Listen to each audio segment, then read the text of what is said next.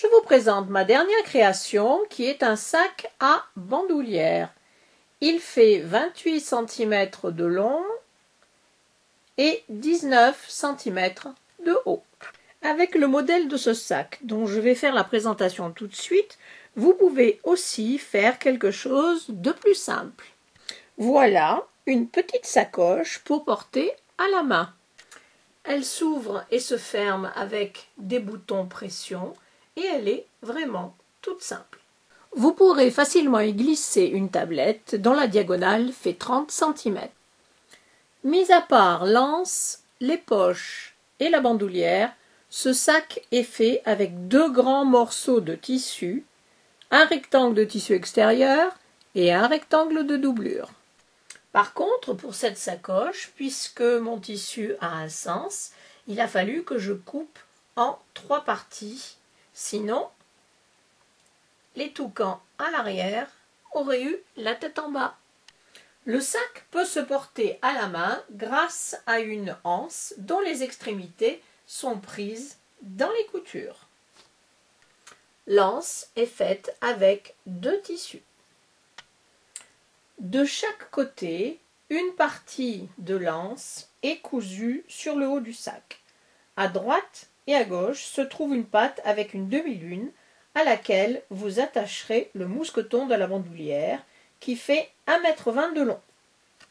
Le rabat s'ouvre et se ferme grâce à des boutons pression magnétiques.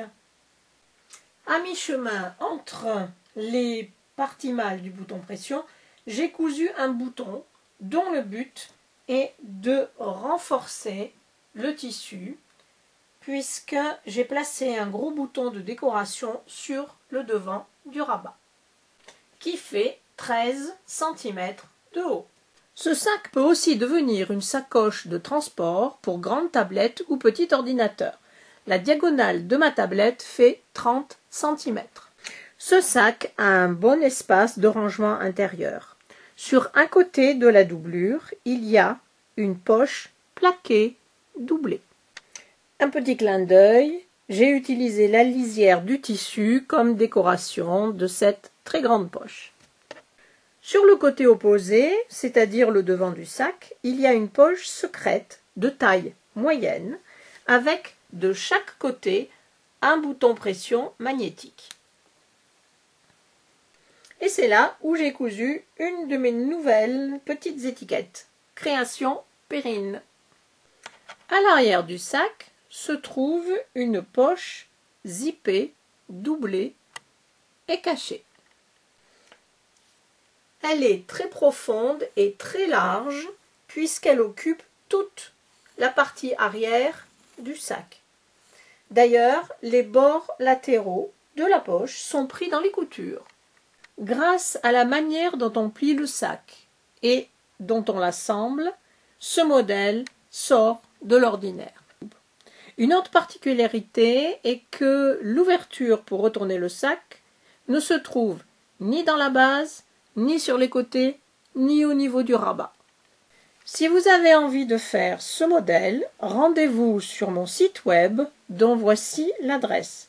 Vous pourrez y obtenir la liste des fournitures, les mesures et un tuto photo très détaillé avec des gros plans, des commentaires précis, des conseils et des astuces.